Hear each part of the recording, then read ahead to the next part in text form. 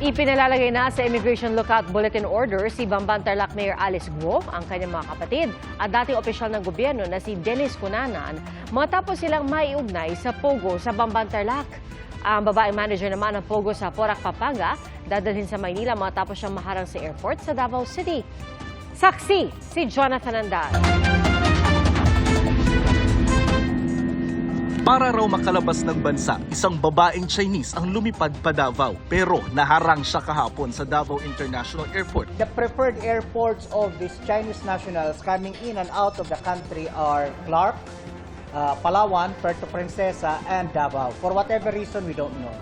Ayon sa PAOK, ang babae ay manager ng Lucky South 99, ang sinalakay na Pogo Hub sa Porac, Pampanga.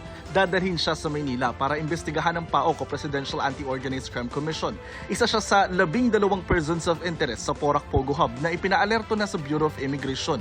Ipinalalagay na rin daw sa Immigration Lookout Bulletin Order si Bamban Tarlac Mayor Alice Guo at kanyang mga kapatid, pati na si Dennis Cunanan, ang dating opisyal ng gobyerno na naging independent consultant ng mga kumpanya sa likod ng mga Pogo sa Bamban Tarlac at Porac, Pampanga. Lahat po ng may kinalaman sa kaso ng Bamban ay in-instruct ni SO Jerry Mulya na maglabas na po ng IBLO, Immigration Bulletin Lookout Order. So sila Mayor, yung mga kapatid niya, Dennis Cunanan, and everybody else.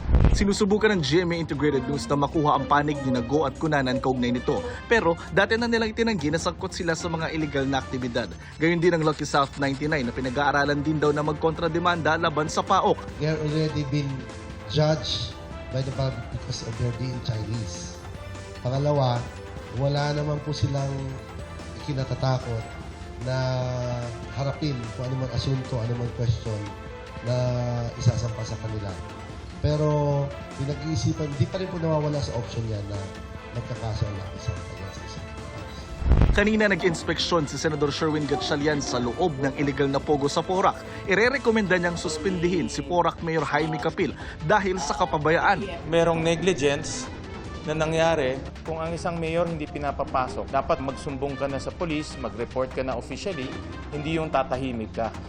Dahil kung tumahimik ka, para ka nang kasama dun sa mga krimen na nangyari.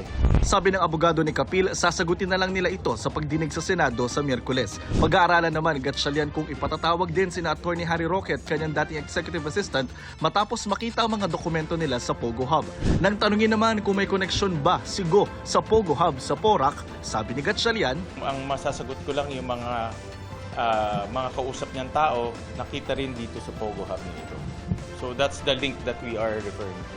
Base sa investigasyon ng Criminal Investigation Detection Group, magkakonekta ang Pogo Hub sa Bamban at Porac. Pero hindi muna nila ito inilatag habang nagpapatuloy ang investigasyon. Kasunod ng mga nadiskubring illegal na Pogo sa Central Luzon, nagbabala si PNP Chief Romel Francisco Marbil na mananagot ang mga pulis na masasangkot sa illegal na Pogo. Para sa GMA Integrated News, ako si Jonathan Andal, ang inyong saksi.